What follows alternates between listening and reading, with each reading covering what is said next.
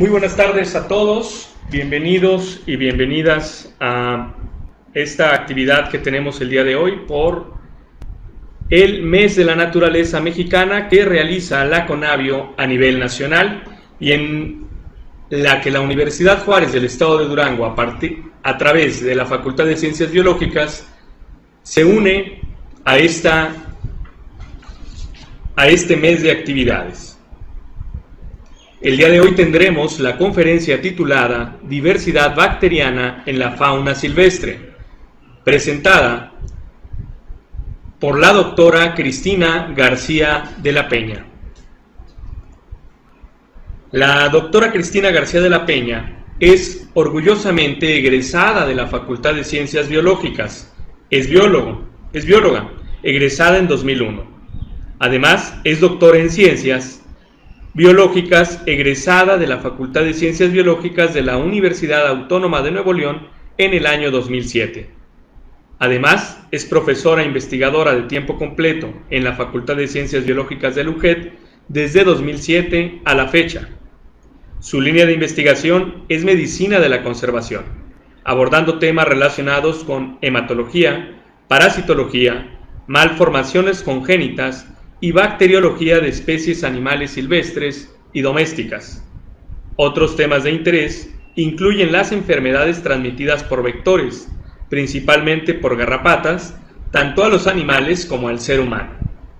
En particular, la bacteriología ha sido un tema central, y las especies animales que he estudiado en este aspecto incluyen el lobo mexicano, el coyote, la tortuga del bolsón, el perrito de la pradera cola negra, la liebre de desierto, el murciélago pálido, diversas especies de roedores, entre otros.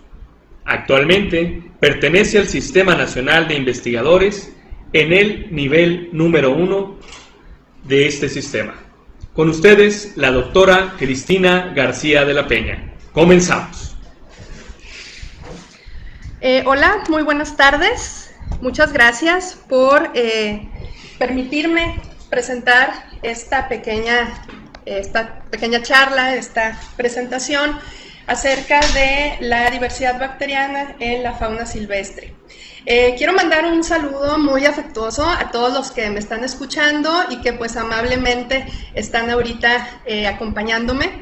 Espero que esta charla pues sea de interés para todos ustedes y pues sobre todo que pasemos un rato agradable conociendo un poco más sobre las bacterias de los animales, ¿no? Que es el tema que vamos a tomar el día de hoy. Por favor, quiero pedirles que si durante la presentación les surge alguna pregunta, alguna duda, pues con toda confianza pueden escribirla en los comentarios de la página y al final de la presentación daremos respuesta. Bueno, tenemos que comenzar por definir ¿quiénes son las bacterias y por qué son tan importantes, hablando en este caso de la asociación que tienen con la fauna silvestre? Recordemos que la fauna silvestre pues son todos aquellos animales que no son domésticos, aquellos que viven en su hábitat natural. Bueno, las bacterias. Las bacterias son organismos unicelulares, es decir, que únicamente se componen de una célula y son procariontes, quiere decir que no tienen un núcleo que alberga el material genético. El material genético, por el contrario, pues anda flotando en el citoplasma. Como podemos ver ahí en las imágenes, es un tipo listón que pues ahí está toda la información genética del organismo. Y pues, ¿qué más podemos decir de las bacterias? Pues que son nuestras eternas compañeras de nosotros y de todos los organismos que vivimos en el planeta, ya que pues son de las más antiguas en aparecer en nuestra Tierra. Ahora, algo interesante que a nosotros pues nos ha llamado mucho la atención es cuántas bacterias conocemos. Fíjense, si nosotros quisiéramos dar un número estimado de cuántos individuos bacterianos habitan en nuestro planeta, pues resulta que han hecho por ahí la estimación de que son aproximadamente 5 quintillones. 5 quintillones a lo mejor no nos dice nada, pero 5 quintillones son 5 millones de cuatrillones. Bueno, a lo mejor no nos dice nada, pero lo que sí nos da la idea es que son un mundo de bacterias, ¿no? Prácticamente todo nuestro planeta está lleno de bacterias. Y de esas bacterias actualmente se conocen aproximadamente 30.000 especies, que uno puede decir, bueno, son muchas o son pocas, pero en realidad fíjense cómo 30.000 especies de bacterias realmente representa el 1 al 2% de la diversidad de estos organismos. Y las conocemos porque estas bacterias se han podido cultivar. Cultivar, como ustedes pueden ver en la imagen que está ahí a la izquierda, pues es que pueden crecer en una caja Petri, en un medio nutritivo como generalmente es el agar. Entonces, las bacterias que nosotros podemos cultivar, pues nosotros las podemos observar al microscopio, podemos teñirlas, podemos ver cómo se reproducen, podemos ver muchas cosas de ellas. Y las tablas que tengo ahí a la derecha son algunas especies que ustedes seguramente, sobre todo los que han tenido contacto con la microbiología, pues conocen, ¿no? Por ejemplo, el género Bacillus, los estafilococos, las alteromonas, los vibrios, etc. Sin embargo, fíjense cómo el otro 98 a 99% de las bacterias que habitan en nuestro planeta no son cultivables. Muy poquitas de ellas las conocemos gracias a otras técnicas, como por ejemplo el cultivo de células, que las bacterias crecen en esas células, o las conocemos porque generan anticuerpos o porque aislamos su material genético, pero realmente no las podemos ver en una caja Petri creciendo. ¿Sí? Entonces, pues es muy importante estas otras bacterias no cultivables porque realmente representan la mayoría de las bacterias que habitan en nuestro planeta.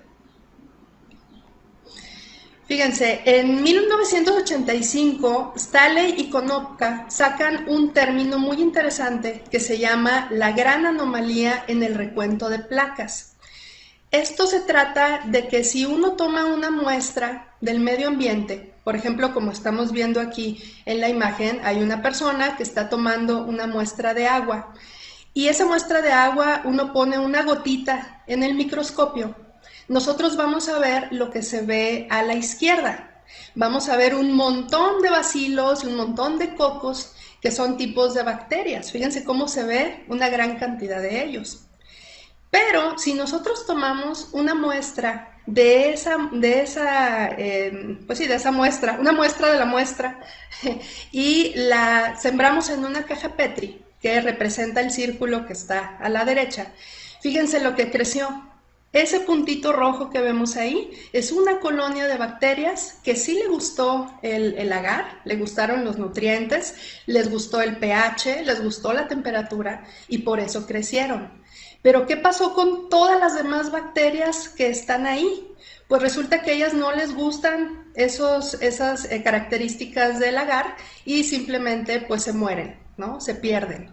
Entonces pues no las podemos tener en una caja Petri y por lo tanto pues es muy difícil poderlas estudiar. Ahora ustedes pueden decir, bueno, pues esas que no son cultivables, que son, digamos, desconocidas para nosotros, pues no importa, ¿verdad? Pues a lo mejor y ni siquiera nos hacen daño. Pues resulta que no. Muchas de ellas son altamente patógenas y ustedes las van a reconocer con estas enfermedades que les estoy mostrando a continuación, ¿sí? Son de importancia tanto médica como veterinaria. Tenemos, por ejemplo, que la bacteria Treponema pallidum, que no es cultivable, nos causa la sífilis. La Mycobacterium lepre nos causa la lepra. La Rickettsia, que tiene varias especies que son patógenas, nos causa la fiebre de las montañas rocallosas, transmitida por las garrapatas, que pues esa es una enfermedad bastante conocida en nuestra región, ¿no? La rickettsiosis. Tenemos también la clamidiosis, que es causada por clamidia, varias especies de clamidia. Tenemos el sodoku, que es causado por Spirillum minus, que bueno, aquí en nuestra región no la tenemos, esa es una enfermedad de Asia, pero que igual es una bacteria que no la podemos cultivar en una caja Petri.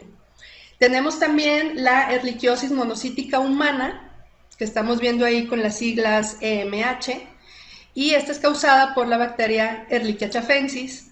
Y tenemos también la anaplasmosis granulocítica humana, causada por Anaplasma phagocytophilum, ¿sí? Entonces, todas estas bacterias las conocemos, primero porque nos han causado enfermedades bastante graves, y se ha hecho una línea de investigación especialmente para ver cuál es el patógeno que está causando esta enfermedad.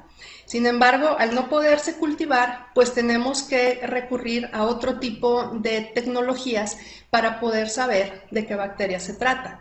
Como les comentaba antes, estas bacterias se pueden identificar mediante diagnóstico por cultivo celular, por serología, es decir, pruebas de anticuerpos con el método ELISA, y también por PCR, que es la reacción en cadena de la polimerasa, aislando el material genético del patógeno.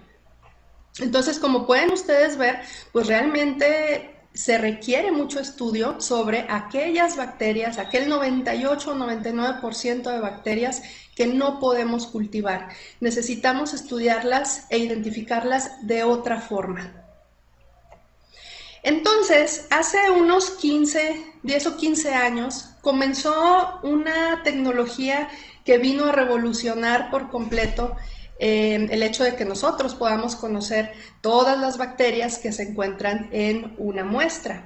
Y estamos hablando de determinar el perfil de una comunidad bacteriana completa que incluya tanto a los simbiontes como a los patógenos. Obviamente, pues a nosotros nos interesan más los patógenos porque son los que nos causan una enfermedad.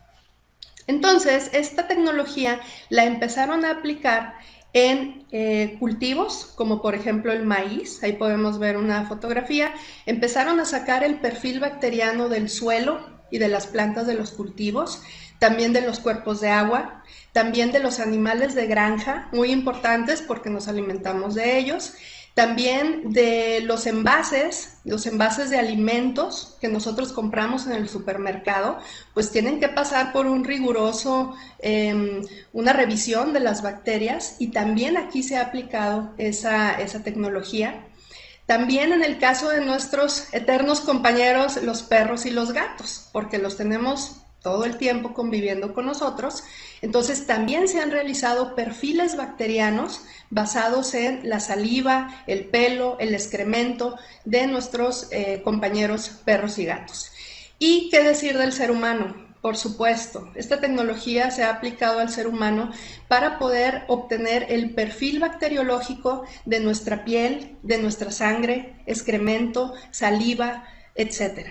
¿Sí? Entonces, como pueden ustedes ver, pues esto tiene alcances inimaginables, que ahora sí por fin podemos conocer todas las bacterias que se encuentran en una muestra, sin importar el tipo de muestra que sea. ¿De qué se trata esta tecnología? Bueno, no voy a entrar mucho en detalle, pero sí me gustaría que ustedes conozcan cuáles son las generalidades de esta tecnología de vanguardia. Bueno, resulta que hace años los científicos descubrieron que el gen 16S de las bacterias es un gen conservado. Eso quiere decir que es un gen que no ha cambiado mucho a través del tiempo, a través de la evolución de las bacterias. Y que aparte es un gen universal de las bacterias. Esto quiere decir que todas las bacterias del planeta lo tienen. Entonces, pues esa es una gran ventaja, ¿no? Porque eso quiere decir que como es un factor común de todas las bacterias, lo podemos estudiar y podemos llegar a cualquier bacteria que nos interese. Este gen mide 1442 pares de bases y codifica para el rRNA, que es el componente de la subunidad menor del ribosoma, ¿sí? Para que podamos entender un poco más esta situación del gen 16S, fíjense ustedes en la diapositiva del lado derecho, donde dice 16S-rDNA. Ese es el gen, lo sabemos porque tiene doble hélice, ¿sí? Entonces, ese es el gen 16S-rDNA. Entonces, ese gen va a producir una cadena sencilla que se va a llamar 16S-rRNA. Y como ustedes pueden ver, ambos, tanto el DNA como el RNA de esas cadenas, tienen una R pequeña al principio. Pues esta R pequeña es por ribosoma. El ribosoma es una de las estructuras que se utiliza para la síntesis de proteínas. ¿Sí? Es parte del mecanismo, de la maquinaria para producir las proteínas. Entonces, fíjense cómo ahí hay una flecha que nos indica que la hebra de 16S-rRNA se va una vez que ya está lista y se une con cierto tipo de proteínas para formar la subunidad menor del ribosoma, que es la que nosotros vemos ahí en color amarillo. Fíjense cómo ahí está una hebra y esa hebra es el rRNA. ¿Sí? El ribosoma también está formado por una subunidad mayor que está arriba en azul y ahí también vemos otra hebra de RNA, sin embargo, esa pues es diferente, ¿no?, de la que está abajo. Entonces, esa es la diferencia entre 16S-rDNA, que es el gen que va a producir el 16S-rRNA, que es la hebra que va y forma parte del ribosoma. Ahora, ustedes podrán decir, ¿y por qué se llama 16S? ¿Qué es el 16 y qué es la S?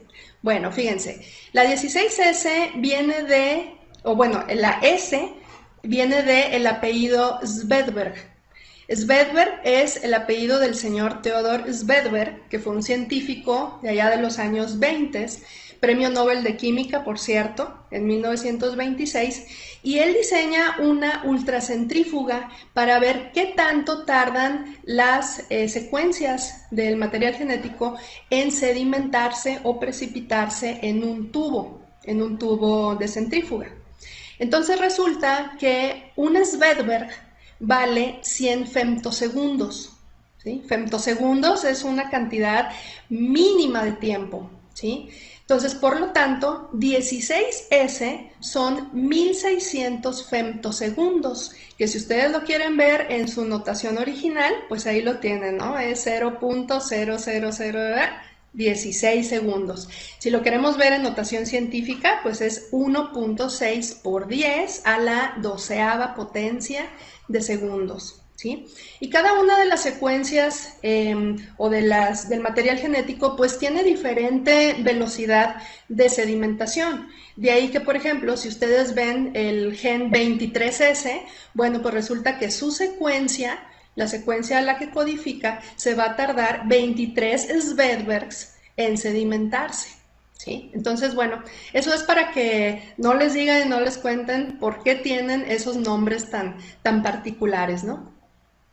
Bueno, y entonces hablemos un poco más de este gen 16S. Si ustedes quieren ver el gen como tal, pues aquí se los estoy mostrando y podemos ver que tiene diferentes colores. Esos colores son porque el gen 16S tiene 9 regiones que se consideran 9 regiones variables. Y entonces vamos de la región B1 o variable 1, la región B2, B3, B4, así hasta la región B9. Ahora, si nosotros ese gen lo agarramos y lo estiramos, pues vamos a poder ver esta imagen que tenemos aquí en la diapositiva. Tenemos ahí, ustedes pueden observar, B1, B2, B3, B4, hasta la región B9 del gen.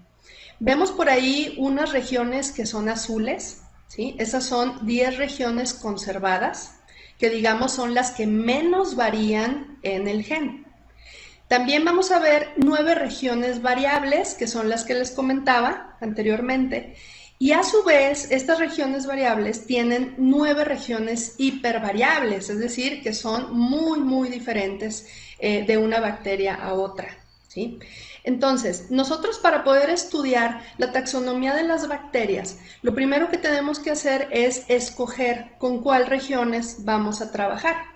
Uno puede trabajar únicamente con la región B1 o puede trabajar con la región B6 o puede uno trabajar con varias regiones al mismo tiempo. Por ejemplo, como tengo ahí la región B3, B4, la tengo encerrada en un círculo porque la mayoría de los estudios que se han realizado desde que comenzó esta tecnología se utilizaron estas dos regiones, la región B3, B4. Algo interesante de estas regiones es que mientras ustedes trabajan con regiones más bajas, es decir, región B1, 2, 3, 4, va a haber más poder de discriminación entre géneros y especies de bacterias. Es decir, es más fácil que nosotros podamos distinguir los géneros y bacterias de las especies.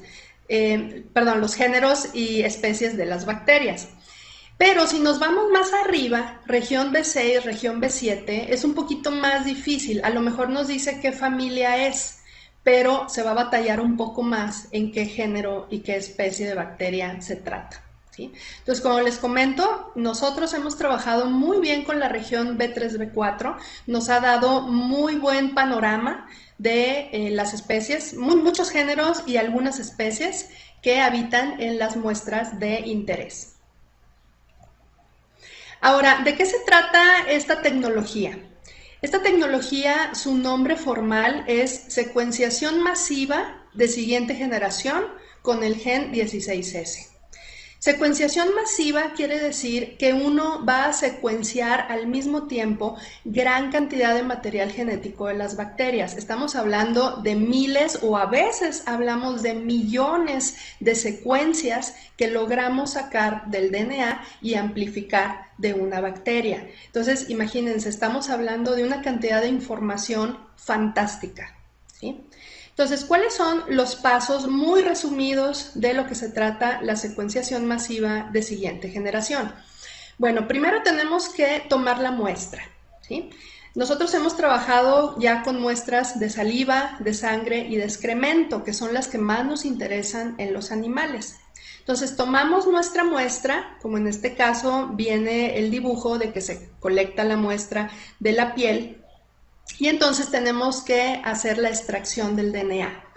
Nosotros preferimos hacerlo con un kit porque, pues aunque es un poco costoso, nos va a asegurar que el DNA de las bacterias lo vamos a obtener de una manera pues que sea buena cantidad y buena calidad, ¿sí? Entonces, a veces vale la pena invertir un poquito más para poder sacar mejores resultados. Entonces, una vez que ya extrajimos el DNA, necesitamos amplificar esas regiones variables de interés. Por ejemplo, nosotros que hemos trabajado con la región B3, B4, tenemos primers específicos que son para amplificar esa región. Y esto se realiza mediante PCR, es decir, reacción en cadena de la polimerasa, y vamos a obtener una gran cantidad de amplicones, ¿sí? Que son esos pedacitos de DNA que son los que nos interesan, ¿sí? Región B3, B4. Una vez que ya hicimos la PCR y que ya amplificamos la región de interés, entonces vamos a unir todas esas bacterias, ese material genético, lo vamos a unir en algo que se llama la librería. La librería, pues es un tubo donde vamos a meter ahí todos los materiales genéticos que ya están amplificados, y lo interesante de aquí es que vamos a poder incluir muestras de diferentes lugares. Por ejemplo, si yo tengo 10 muestras de saliva, 10 muestras de sangre y 10 muestras de excremento, se le da un tratamiento para poder etiquetar cada una de esas muestras y que yo pues vaya a tener certeza de cuáles son los resultados de cada una de esas muestras.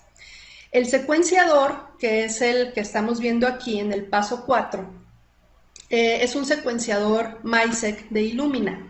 A este secuenciador se le mete la librería, ¿sí? Con todo el material genético, y se pone a trabajar más o menos durante una semana, que es lo que se tarda en hacer la secuenciación de todo ese material genético. Acuérdense que ya están etiquetadas las muestras, ¿sí? Entonces no se van a revolver. Eso es, digamos, lo mágico de esta tecnología. Entonces, nosotros podemos meter hasta 96 muestras distintas al mismo tiempo en el secuenciador. Y el secuenciador va a ir obteniendo toda la información de las secuencias genéticas.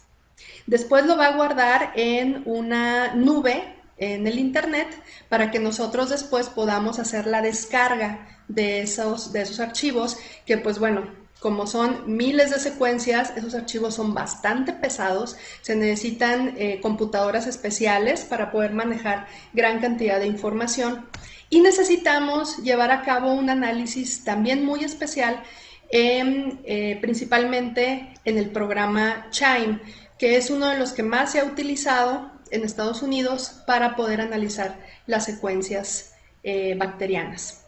Entonces, esto de manejar las secuencias bacterianas en la computadora se le ha llamado la bioinformática, ¿sí? Es decir, el manejo de datos biológicos en una computadora.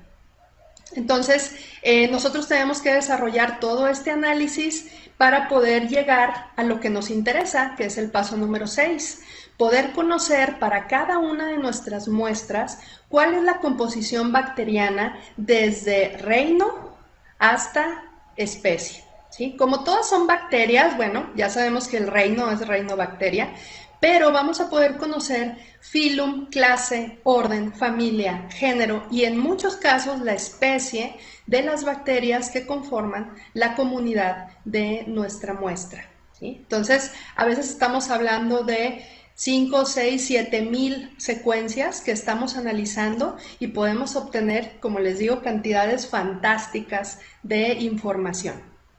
Bueno, esto acuérdense que es muy resumido, los 6 pasos que les estoy poniendo aquí, porque en realidad son muchas cuestiones técnicas que pues únicamente revisando a fondo el proceso es como pues podemos detallarlo, ¿no? Que pues bueno, eso sería una plática aparte. Ahorita es nada más para que se den una idea de cómo se hace un proceso de secuenciación masiva. Bueno, entonces, cuando esta tecnología está disponible ya en el mundo científico, pues olvídense, empezaron a sacarle DNA a todas las muestras que creyeron importantes, primero pues para el ser humano y en segundo lugar pues para los hábitats, para la conservación de los hábitats. Entonces, lo primero que hicieron pues fue muestrear o sacar muestras de las plantas que comemos, de los animales de granja, de los peces de los que nos alimentamos. Y como pueden ver en esta lámina, pues ahí tenemos la composición muy general a nivel filum de las bacterias de cada uno de estos organismos. Claro que pues es muchísima información. Estudiar nada más el excremento del cerdo, por ejemplo, es un trabajo completo, es una tesis incluso o un artículo.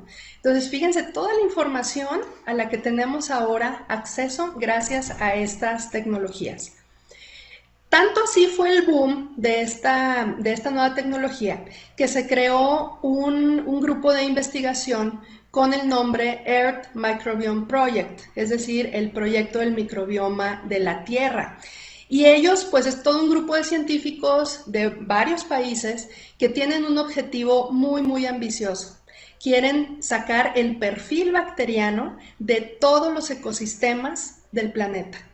Imagínense nada más aquel quintillón de bacterias del que estábamos hablando al principio, o 5 quintillones. Bueno, queremos conocerlos a todos, ¿sí? Entonces, este es un proyecto que, bueno, va a durar muchos años en realizarse, pero bueno, yo no dudo que en ciertos años podamos tener casi toda la información de las bacterias que habitan en nuestro planeta.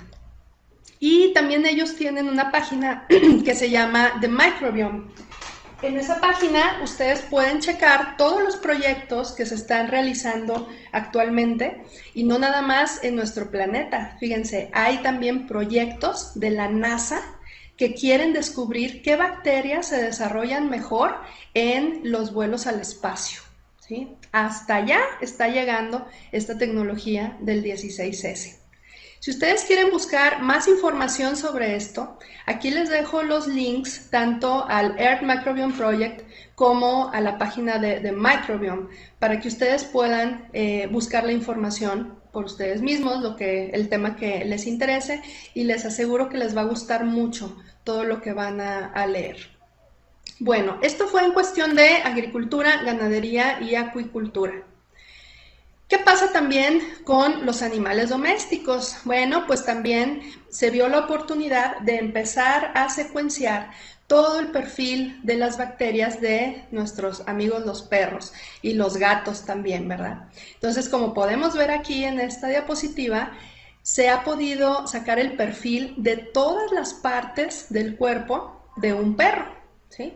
Las orejas, la nariz, los ojos, la saliva, las patas, la cola, todo eso se ha podido obtener información.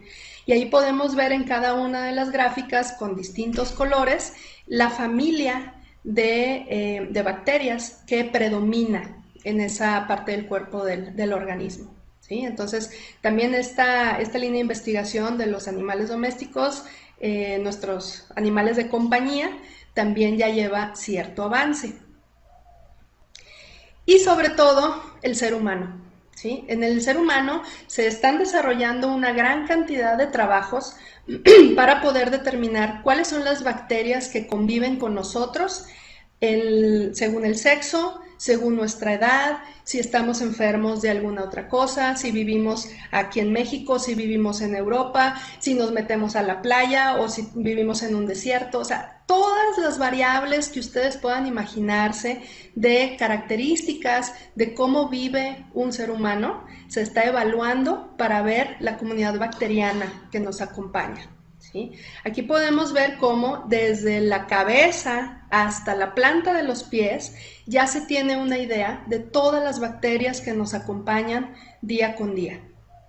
Y bueno, en Estados Unidos no tardaron en desarrollar otra organización llamada el Human Microbiome Project, es decir, el proyecto del microbioma humano, donde se reúnen una gran cantidad de científicos que están interesados en saber qué bacterias son las que hay en nuestro cuerpo y sobre todo cuando hay desequilibrio y nos pueda estar causando algún malestar o alguna enfermedad. También hay otra sociedad que se llama American Gut, es decir, el intestino americano, ¿sí?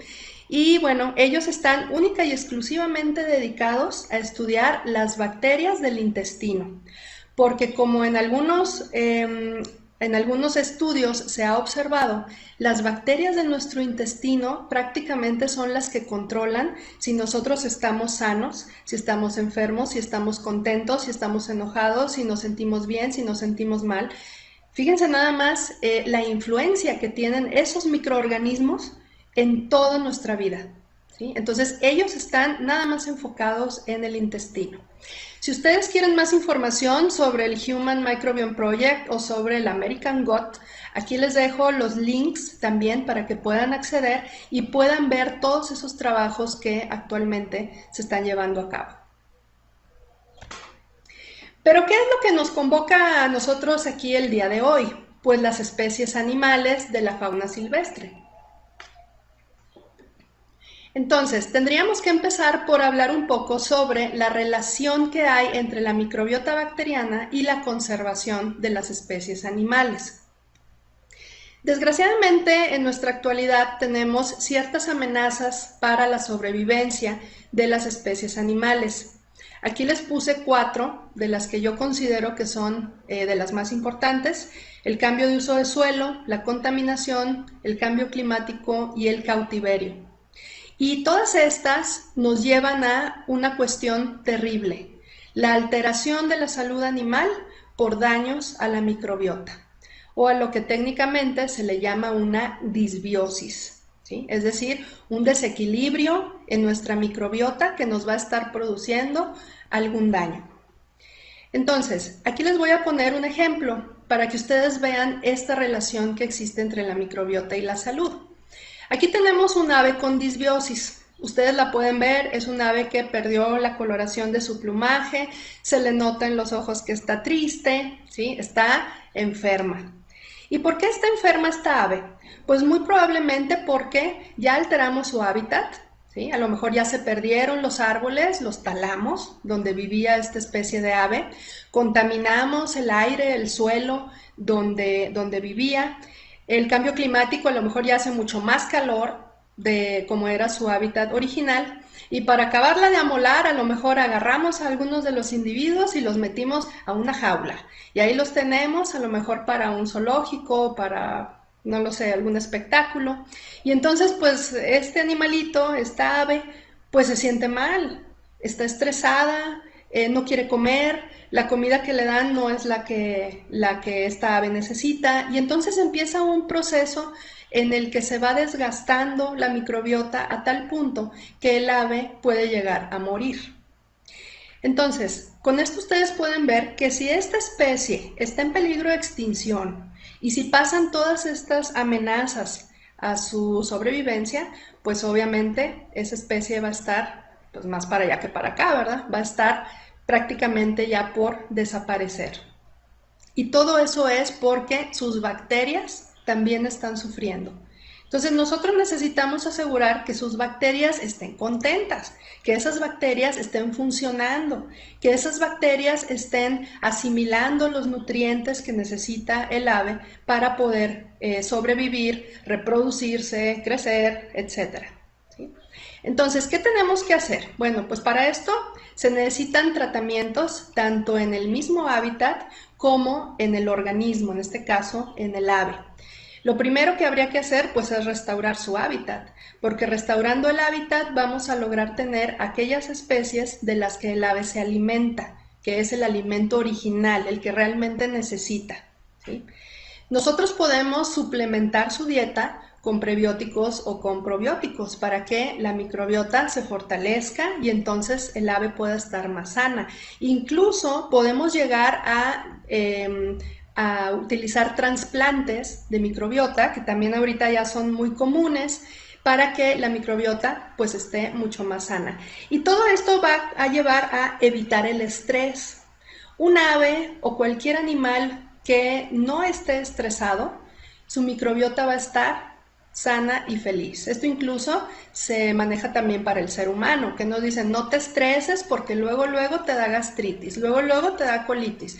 Bueno, pues eso es porque todas nuestras emociones, todo el estrés que nosotros podemos experimentar por ciertos factores influyen en nuestro aparato digestivo, específicamente en nuestras bacterias. Y si nuestras bacterias no están contentas, vamos a estar sintiéndonos mal o enfermos. Entonces, ¿qué pasa si nosotros realizamos todo este tratamiento en los animales? Bueno, pues vamos a lograr tener una ave sana y feliz, ¿no? Como lo vemos aquí en la imagen, ya recuperó el color de su plumaje, ahora sí ya es verde brillante, y las bacterias de su intestino están contentas, están asimilando los nutrientes que necesita el ave, le están dando energía y el ave anda contenta, anda creciendo, se reproduce, convive con sus congéneres, en pocas palabras, la especie sobrevive. ¿Sí? Y uno cree que nada más restaurando el hábitat o nada más dejando de contaminar las especies van a sobrevivir. Pues no, es mucho más complejo que eso. Tenemos que irnos a lo microscópico y poder ver que realmente esas bacterias que controlan la digestión estén bien. ¿Sí? Entonces, a muy grandes rasgos, esta es la relación entre la microbiota bacteriana y la conservación de especies animales. Ahora, ¿cuáles son los puntos clave y las estrategias de conservación para la fauna silvestre? Primero, tenemos que dejar en claro el siguiente enunciado. La microbiota influye profundamente en la salud del hospedero a través de sus impactos en el sistema inmunológico, la digestión, el desarrollo e incluso en el comportamiento, como lo estábamos mencionando hace rato. Otra cuestión importante que es necesario dejar muy claro es que al día de hoy la biodiversidad de la microbiota asociada al hospedero se reconoce como un componente esencial de las prácticas de manejo de la fauna silvestre. Y quienes no lo estén reconociendo así, pues necesitan incorporarlo a sus estrategias de manejo de fauna para poder complementar toda esa estrategia o todas esas acciones. Entonces, ¿qué es lo que estamos realizando al día de hoy los investigadores de esta área? Pues lo primero que hay que hacer es desarrollar estudios de línea base. ¿Qué significa esto? Pues necesitamos saber qué bacterias hay ahí, lo que yo le llamo la microbiota de hoy, ¿sí? Es decir, ¿cuál es el perfil de las bacterias del coyote? ¿Cuál es el perfil de las bacterias de la liebre? ¿Cuál de la tortuga? ¿Sí? Porque necesitamos conocer quiénes son esas bacterias. Entonces, estos son estudios de diversidad generales que nosotros tenemos que tener en primer término. En segundo lugar, necesitamos hacer un plan para comenzar a monitorear a mediano y largo plazo cuáles son los cambios que se van dando en la microbiota debido a los distintos impactos antropogénicos o naturales que estén sufriendo las poblaciones. ¿Sí? Por ejemplo, ahorita nosotros podemos decir la mayoría de las bacterias que hay en el coyote son fusobacterias. Muy bien. Pero a lo mejor en 5 años, si yo vuelvo a hacer el estudio, ya no son las fusobacterias, ahora son, no sé, los Sporobacter, yo qué sé. ¿Sí? Entonces, ¿qué pasó ahí? Ya hubo un cambio en la microbiota. Tenemos que ver quién lo provocó y ese cambio, ¿qué le está provocando a la salud del animal? ¿Sigue sano? ¿Se están perdiendo las poblaciones? Y ahora, ¿qué podemos hacer para que la especie no se pierda? Entonces, cuando nosotros detectamos que ya hay un problema en el hábitat o por las poblaciones que ya se están perdiendo, necesitamos estrategias de mitigación para la causa primaria del deterioro. Si la causa primaria fue la pérdida de hábitat, pues necesitamos ver cómo lo restauramos. Si la causa primaria fue la contaminación, bueno, necesitamos ver cómo eliminamos los contaminantes que están ahí para que no afecten a los animales. Y una vez que ya estamos tomando cartas en el asunto en cuestión de la causa primaria, pues tenemos que ver también cómo recuperamos la salud de nuestra fauna, la salud de la especie que nos interesa. Como les decía hace rato, asegurándonos que esté comiendo lo que debe, asegurándonos que las bacterias estén desarrollándose como deben, que no esté estresado, etcétera, ¿no? Porque aquí tengo otra cuestión que también para mí es muy importante que ustedes conozcan. Recuerden que la microbiota intestinal es la microbiota más importante, ¿sí? Nosotros podemos tener una gran cantidad de bacterias en la piel, o en la saliva, o en la sangre, ¿sí? Pero la microbiota de nuestro intestino es la más importante para nuestro bienestar y para las especies, para su sobrevivencia, simplemente por el hecho de que son las bacterias que se encargan de que nosotros podamos, o la fauna en general, podamos asimilar los nutrientes, porque sin nutrientes, pues no vivimos, ¿no? Nos empezamos a sentir mal, empezamos a tener enfermedades y podemos llegar a morir, ¿sí? Entonces necesitamos asegurar que la microbiota intestinal de las especies de fauna esté en su óptimo estado. Y de esa manera vamos a poder asegurar que estas especies pues, puedan ser conservadas para la posteridad, ¿verdad? Bueno, ahora les voy a mostrar algunos de los trabajos que hemos realizado aquí en la Facultad de Ciencias Biológicas en ciertas reservas de la biosfera que están cerca de nuestra facultad. Tenemos, por ejemplo, a la Reserva de la Biosfera Mapimí, que está aquí en un ecosistema desértico. Tenemos también, y les voy a mostrar resultados de la Reserva de la Biosfera de Janos, que ya es un ecosistema diferente, allá es pastizal, está al norte de Chihuahua. Y también les voy a mostrar algo de la Reserva de la Biosfera de la Michilía, que es pues bosque de pino encino, ¿sí? Está en el estado de Durango. Y aquí nosotros nos hemos dado la tarea de ir a buscar a los animales, principalmente pues a los vertebrados que viven ahí, y hemos recogido su excremento. ¿Sí? Quiero comentarles que trabajar con excremento puede ser un poco desagradable por obvias razones. Sin embargo, nosotros pues hemos establecido que es la muestra más fácil con la que uno puede trabajar, porque no a fuerza necesitas capturar al animal, ni siquiera necesitas verlo. Con que sepas identificar el excremento y que esté suficientemente fresco, con eso es suficiente, ¿no? Entonces, realmente trabajar con excremento es muy, muy fácil. Entonces vamos a comenzar con algunos de los animales con los que hemos trabajado en la reserva de la biosfera Mapimí. Tenemos por ejemplo aquí al coyote, al Canis latrans, y ustedes van a ver una lista en cada una de las diapositivas que les voy a mostrar, una lista del número de fila, clases, órdenes, familias, géneros y especies de bacterias que hemos aislado de su excremento, ¿sí? Por obvias razones no puedo ponerles toda la lista de todos los niveles taxonómicos porque no cabrían en la diapositiva. Entonces, lo único que les muestro aquí en esta gráfica que vemos en azul son los géneros más abundantes que nos encontramos en el excremento de esta especie, ¿sí? Fíjense, encontramos 87 géneros que corresponden también a 87 especies bacterianas. Y como podemos ver aquí del lado izquierdo de la gráfica, Fusobacterium es el género más abundante, ¿sí? Ahí pueden ver que dice coyote 1, coyote 2 y coyote 3. Obtuvimos excretas de 3 coyotes distintos. Y conforme ustedes ven el color blanco de los cuadritos, quiere decir que hubo menos abundancia de las bacterias. Conforme ese cuadrito se va haciendo más azul, azul fuerte, quiere decir que hubo más abundancia de esas bacterias. Entonces, la bacteria más abundante en el excremento del coyote es Fusobacterium. Y bueno, no es de extrañar porque Fusobacterium es un género de bacterias que produce butirato. El butirato es un ácido graso de cadena corta que proporciona fuente de energía para las células del colon y para otras bacterias benéficas. Y bueno, lo que hacen las fusobacterias para producir este butirato es agarrarse de la carne, ¿sí? Acuérdense que los coyotes son carnívoros. Entonces el Fusobacterium utiliza la fuente proteínica, la carne, para poder producir el butirato. Entonces, de esta manera, pues podemos observar que el coyote realmente tiene una microbiota sana, ¿verdad? Que está donde el Fusobacterium es abundante.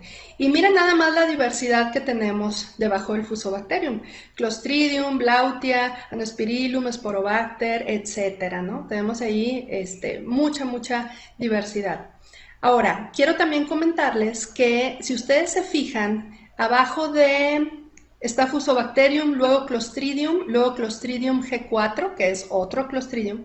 Fíjense cómo hay ahí una clave que dice AJ576336, ¿sí? Bueno, ese es un género de bacterias que ya se tiene identificado, pero que aún no se le ha dado un nombre científico. Únicamente se tiene la clave de su identificación. ¿Sí? Eso es para que cuando ustedes vean ese tipo de claves, pues sepan lo que significa. Sin embargo, fíjense, vámonos más abajo. Abajo de esa clave dice Collinsella y luego dice Blautia y luego dice desconocido. ¿Qué quiere decir esto? Que es un género de bacterias que aunque pues es bastante abundante, no se conoce. ¿Sí? Nunca se había aislado, nunca se había cultivado, o sea, completamente desconocido, no está en las bases de datos de taxonomía de bacterias en ninguna parte del mundo, ¿sí? Y esto, bueno, a nosotros nos da mucho gusto que hayan todavía muchos organismos que no se han descubierto.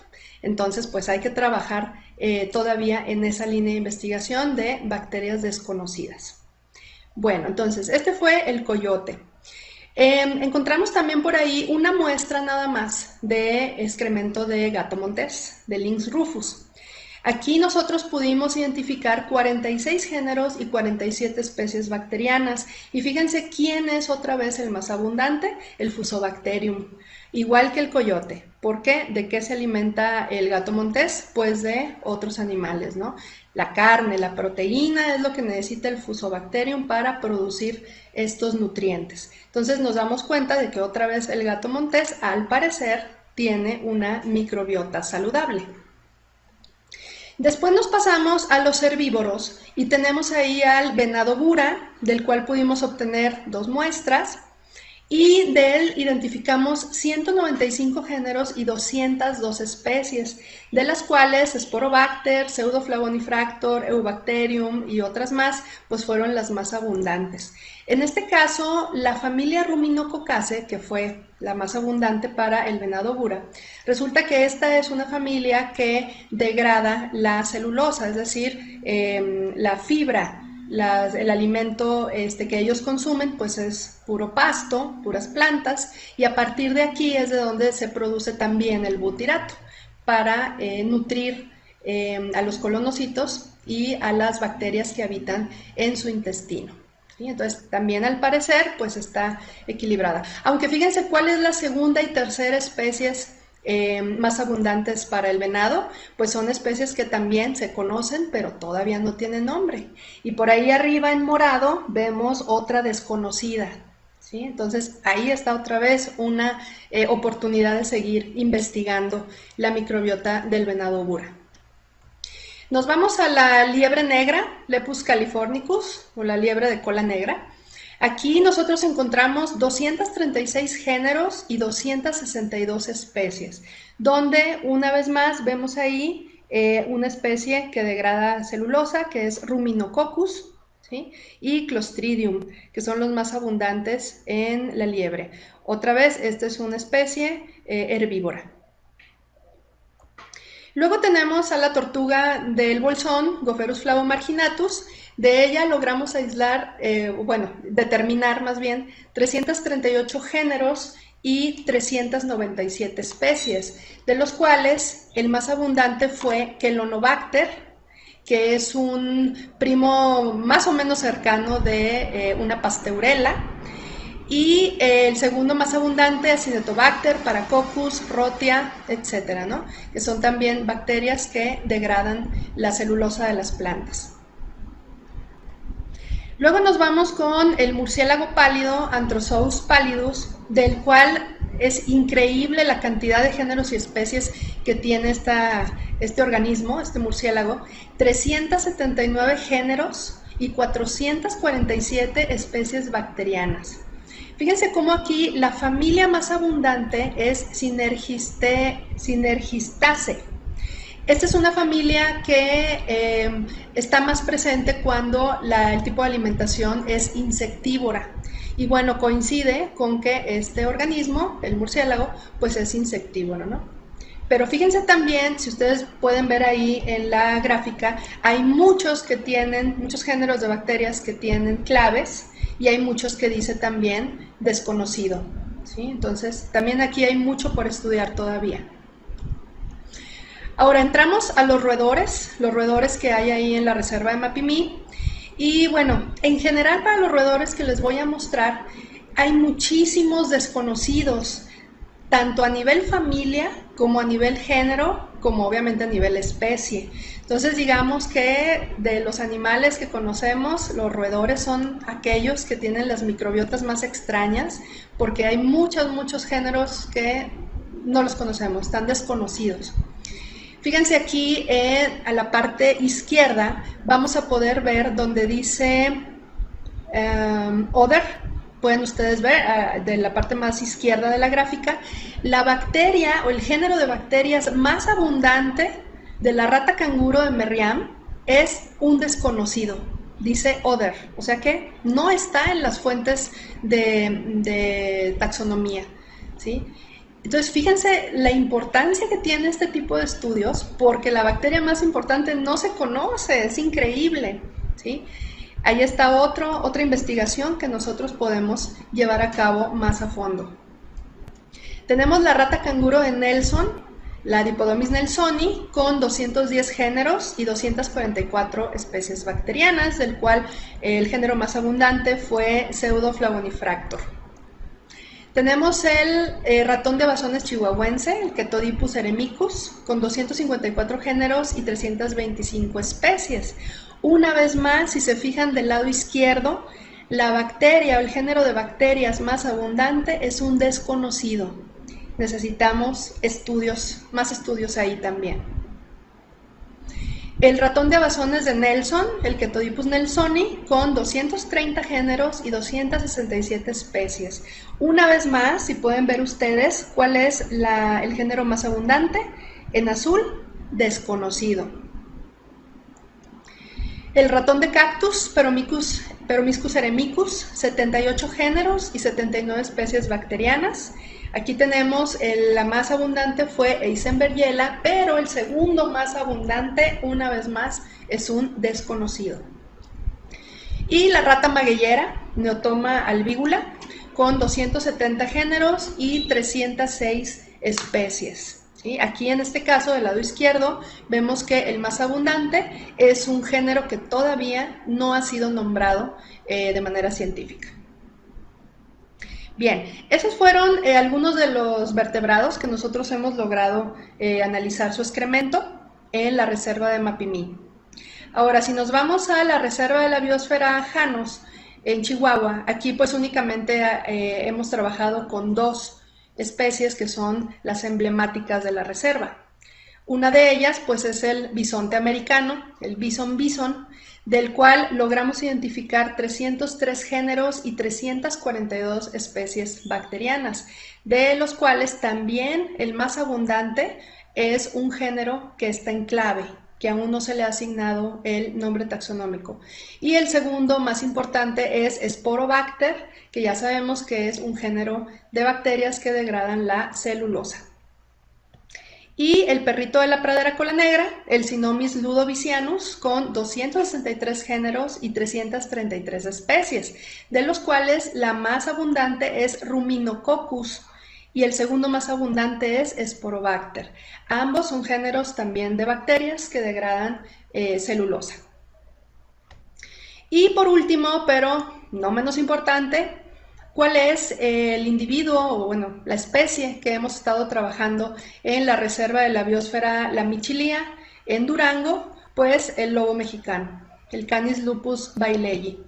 De él pudimos obtener 87 géneros y 93 especies bacterianas, de las cuales las más abundantes son fusobacterias. ¿Recuerdan en un inicio cuando vimos la microbiota del coyote y del lince? Bueno, pues también el lobo mexicano tiene abundancia de fusobacterias, que son las que degradan la proteína animal, porque el lobo mexicano también es carnívoro.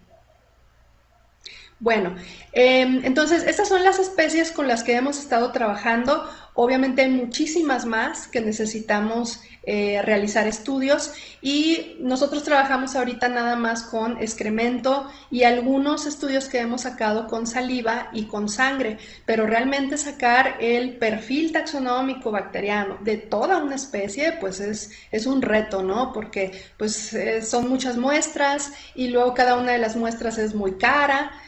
Poderla secuenciar, entonces pues estamos jugando ahí con los pocos recursos que a veces contamos y pues nuestro afán por seguir conociendo más sobre las bacterias y más porque pues nosotros estamos interesados en que toda esta información sea pues un coadyuvante en las estrategias de conservación para estos organismos, ¿no? Que es el fin último por el cual nosotros estamos realizando estas investigaciones. Entonces, como pueden ustedes ver, esto está en pañales, necesitamos gente que le interese, necesitamos recursos económicos y pues sobre todo ganas de hacer las cosas y de tener más información sobre esta línea de investigación. Bueno, hablando precisamente de más información, les quiero dejar aquí algunos de los trabajos que hemos logrado publicar. Son trabajos de mis tesistas, de colegas de otras instituciones que hemos formado pues un equipo de investigación bastante grande, robusto, muy bonito equipo, ¿sí? Porque todos estamos interesados en lo mismo. Tenemos aquí este artículo que es precisamente ya a detalle cuál es la microbiota del perrito de la pradera cola negra. Tenemos este otro que es sobre microbiota bacteriana pero en humanos, en pacientes que tienen esta enfermedad de la inmunodeficiencia común variable. Tenemos este otro que realizamos con la tortuga del bolsón, con Gopherus flavomarginatus, una comparación entre individuos en cautiverio e individuos en su hábitat natural, donde pues sí observamos bastantes diferencias en la microbiota. Tenemos este otro donde trabajamos con la misma tortuga, pero con la saliva, y pudimos detectar ahí algunas bacterias muy interesantes para ciertas enfermedades tipo gripa que le puede dar a las tortugas. Entonces también ese es un trabajo interesante. Y este es el más nuevo, que salió apenas hace unas semanas, trabajando con la microbiota del suelo en cultivos de café. ¿Sí? Entonces, como pueden ver, es muy, muy amplio todo lo que uno puede trabajar con las microbiotas.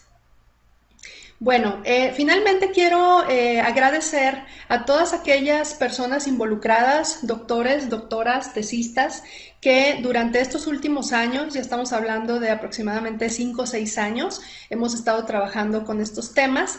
Tenemos al doctor Felipe Vaca y a su muy buen equipo de trabajo en la FES Iztacala, que son los que llevan a cabo la secuenciación de nuestras muestras. Tenemos a mucha gente en Urusa Chapingo que nos ha estado apoyando y del cual también tenemos muchos tesistas ahí, como el doctor César Mesa. Muchas gracias por todo el apoyo durante este tiempo. A la doctora Erika Nava del INIFAP, al doctor Jesús Vázquez de la NARRO, al doctor Cameron Barrows de la Universidad de California, Riverside, al doctor Bruno Gómez Gil del CIAD Mazatlán, al doctor Alfredo Mendoza Vargas del INMEGEN, al doctor Carlos Torres Lozano y a la doctora Ana Paola Franco Esquivias de la Universidad de Guadalajara, así como a la doctora Iliana Daniel de la Universidad Veracruzana, el doctor Aurelio Ramírez Bautista de la Universidad Autónoma del Estado de Hidalgo, a CONACYT por habernos apoyado con un proyecto pues muy grande para poder desarrollar este tipo de estudios, y pues claro a mis colegas de aquí de la Facultad de Ciencias Biológicas, la doctora Quetzali Siller, Luis Valenzuela, Verónica Ávila, David Aguillón y Amorita Salas Huespal, por su apoyo durante todos estos años. Y pues bueno, la idea es seguir colaborando y seguir sacando otro tipo de estudios. Les dejo mi contacto para asesorías, cursos, tesis, proyectos, todo aquello que les interese sobre estos temas. Estamos en el Laboratorio de Medicina de la Conservación, segundo piso del edificio de investigación, aquí en la Facultad de Ciencias Biológicas, UGED, en Gómez Palacio, Durango. Y mi contacto es por correo electrónico cristina.garcia@uged.mx. Espero ahí pues todo lo que tenga que ver con colaboraciones, si les interesa hacer alguna tesis, etcétera, estamos ahí a la orden. Y pues bueno, por mi parte sería todo. Si tienen alguna pregunta, alguna duda, pues con mucho gusto estoy para servirles. Muchas gracias por su atención. Agradecemos a la doctora Cristina García de la Peña por esta interesante conferencia y vamos al área de preguntas. Pueden estar haciendo algunas preguntas ustedes en este momento. Vamos a leer las que ya están en el chat y la doctora Cristina nos comentará su respuesta o su opinión. Bueno, doctora, tenemos varios comentarios positivos, de aliento, ya los podrá revisar usted en la página, pero vamos a la primera pregunta. Nos dice, doctora, excelente charla. En otros grupos biológicos se utilizan las técnicas moleculares como herramienta para separar complejos de especies y o clarificar especies crípticas. En este grupo tan complejo, ¿cómo saben cuándo tienen alguna nueva especie o complejos de especies? Gracias. Sí, bueno, nosotros digamos que estamos ahorita a un nivel exploratorio, ¿sí? Lo que nosotros hacemos es ver cuáles son las bacterias que ya están clasificadas en diferentes fuentes de Estados Unidos, de Alemania, de Corea, que ya las tienen identificadas y entonces nosotros podemos ver cuáles son las que tenemos. Pero aquellas que son desconocidas, sí tenemos que llevar a cabo todo un proceso mucho más minucioso, especial, para ver, bueno, esas bacterias, quiénes son. A donde llega la clasificación probablemente es hasta clase o hasta familia y podemos empezar desde ahí a ver o a obtener la taxonomía de esa nueva especie pues que es desconocida. Pero sí tenemos que trabajarlo a un nivel muy, muy detallado y obviamente pues eso significa mayores recursos, ¿verdad? Necesitamos más dinero para hacer ese tipo de estudios. Pero sí es posible, sí se puede hacer. Bueno, la siguiente pregunta es, doctora, buenas tardes. ¿Cómo establecer o determinar que las bacterias de hoy son las adecuadas y qué implicaciones tienen estas para la especie que las hospeda y para el ecosistema? Bueno, esta es una pregunta muy interesante porque obviamente no podemos decir, tiene tales bacterias, entonces el organismo está sano. No, claro que no. Es una serie de factores. Tenemos que integrar la cuestión de cómo está su hábitat, cuánto se está reproduciendo, si realmente está teniendo las nidadas o los hijos que debería estar teniendo. Necesitamos hacer todo un análisis de salud completo, donde tenemos que ver la sangre, tenemos que ver si le ha dado alguna enfermedad, tenemos que ver cuánto pesa, cuánto mide para la edad que tiene. Entonces, como pueden ver, son muchas variables que nosotros tenemos que considerar para decir que un organismo, en este caso un animal, está sano. ¿Sí? Es difícil porque a veces pues, no tenemos el conocimiento de todas las áreas, por eso se crean grupos multidisciplinarios. Nosotros trabajamos mucho con los veterinarios y los veterinarios son los que nos dicen, ¿sabes qué? De acuerdo a todas estas variables, este individuo está sano. Entonces, si ellos nos dicen que está sano y si el hábitat también está sano, checamos la microbiota y esa microbiota debe estar sana. Por ende, entonces nosotros ya lo clasificamos como que esa microbiota es la que debe de tener ese animal. En caso de que después de unos años nosotros veamos que hay baja de individuos, ya no se están reproduciendo, por alguna cuestión se están muriendo, podemos checar la microbiota y vamos a ver alteraciones, precisamente porque hay bacterias que son muy sensibles y que si les cambias un poquito el hábitat o la alimentación o la temperatura, se van a morir. Y entonces llegan otras y empiezan a proliferar. Entonces esos cambios son los que nosotros tenemos que estar muy pendientes para poder monitorear la salud de los animales. Si los animales están sanos en un ambiente o en un ecosistema sano, la sobrevivencia de la especie debe estar garantizada. Siguiente pregunta, doctora. ¿Cuál es el proceso para identificar las especies de bacterias que no aparecen en las bases de datos? Es decir, las nuevas especies. Sí, es como les comentaba la primera pregunta que hicieron. Necesitamos agarrarnos de cuál es el nivel taxonómico que conocemos de esa especie desconocida. A lo mejor es a nivel clase, orden o familia. Entonces necesitamos generar un primer especial para esa familia o esa orden de bacterias y llevar a cabo la amplificación de todo el material genético de ese organismo. Y se manda a secuenciar a Estados Unidos o a Corea y allá nos mandan toda la secuencia genética de esa bacteria y nosotros podemos ver qué tanto se parece a las bacterias hermanas, digamos, que están en las bases de datos del GenBank, del NCBI. Si no está en ninguna base de datos, y lo bueno es que ya tenemos toda su secuencia, nosotros podemos decir, esta es una nueva especie y le voy a llamar tal, pero porque ya tenemos su material genético, ya lo tenemos ahí listo para que sea un nuevo ingreso a la base de datos. Entonces es eso, es secuenciación específica mediante primers especiales a nivel que nosotros tengamos conocimiento. Familia, orden, lo que nos arroje el primer estudio de las bacterias. Siguiente pregunta. ¿Qué tan importantes son los genes inactivos en las bacterias? ¿Se pueden conocer los genes que no son funcionales? Sí, sí se pueden conocer. No es mi área de estudio porque yo realmente trabajo nada más a nivel del gen 16S, pero ahora con la tecnología de secuenciación podemos conocer todo el genoma de un organismo. Y bueno, supongo que a partir de ahí uno puede empezar a conocer cuáles son las funciones que hacen los genes, ¿no? Cada uno de ellos. Pero bueno, digamos que no es mi área, no puedo hablar mucho al respecto, sino simplemente pues del 16S que se ha utilizado para la taxonomía. Un comentario de la doctora Morita. Nos pregunta, pero nos dice, excelente conferencia, doctora, efectivamente muy importante los estudios de línea base para determinar no solamente la microbiota bacteriana, sino el perfil epidemiológico completo, y asumir que la carga microbiológica y en general la carga parasitaria no significa que estén enfermos los hospedadores. Además comento que existen serios vacíos y omisiones en el marco jurídico y las políticas públicas en materia de manejo de fauna silvestre, que no contemplan los estudios preliminares del riesgo sanitario antes de las movilizaciones. Y otro tema fascinante es la selección sexual mediante parásitos. En pocas palabras, este es un campo de investigación fascinante y prácticamente virgen. Felicidades.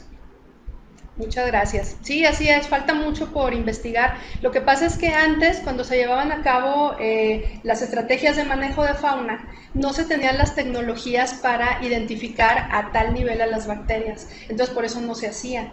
Pero ahora, ya que tenemos la tecnología, pues no hay pretexto, ¿verdad? Tenemos que entrarle a esa línea de investigación y complementar las estrategias de manejo que se están llevando a cabo pues desde hace muchos años, pero ahora hacerlas más robustas. Y con eso pues va a mejorar la sobrevivencia de las especies, que sobre todo las que están en peligro de extinción. Nos dice otra pregunta. Muy agradable su ponencia, doctora. Tengo una pregunta técnica. ¿Cuál es el número de secuencias en promedio que se usan para analizar la microbiota? Ah, sí, muy buena pregunta. Nosotros en todo lo que les acabo de mostrar, las especies animales que hemos estado trabajando con excremento, nosotros llegamos a trabajar con un promedio de 5,000 secuencias. Son las que más o menos quedan al final después de todo un proceso de calidad. Nosotros tenemos que hacer varias limpiezas, tenemos que quitar quimeras, tenemos que dejar esas secuencias lo más limpias posibles. Y en ese proceso se pierden muchas. Podemos empezar, por decir, con 30,000 secuencias cuando nos mandan los resultados de México, allá que tienen el secuenciador. Pero después de hacer toda la limpieza, nos pueden quedar entre 5 o 8,000 secuencias, que siempre he dicho yo que no importa que sean poquitas, pero que sean muy buenas, en vez de tener muchas, pero que tengan baja calidad.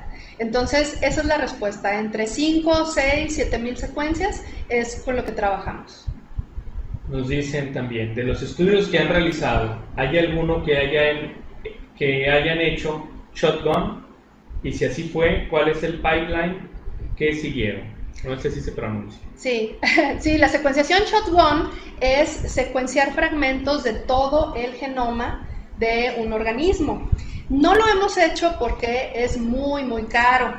Les comento, por ejemplo, secuenciar nada más la región B3, B4 del gen 16S, a nosotros nos cuesta $100 por muestra. Y es nada más la región B3, B4. Ahora imagínense secuenciar muchos segmentos de todo el genoma. O sea, realmente pues es un dinero que no me imagino cuánto es, pero obviamente no contamos con él. Entonces, pues no lo hemos realizado. Es muy bueno realizar shotgun porque te da casi el 99-100% de certeza de la especie que vas a tener, porque no nada más estás secuenciando una parte del genoma, estás secuenciando todo el genoma.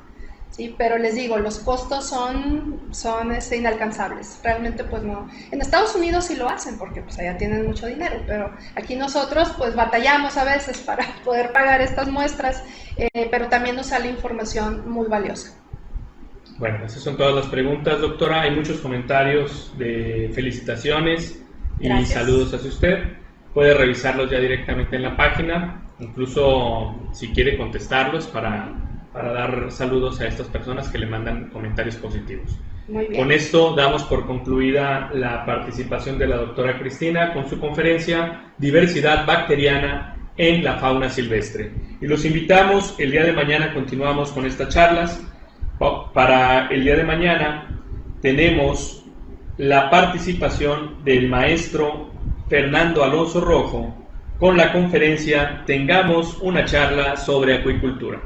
Los esperamos el día de mañana a las 12 del día. Que tengan muy buena tarde y gracias por su atención.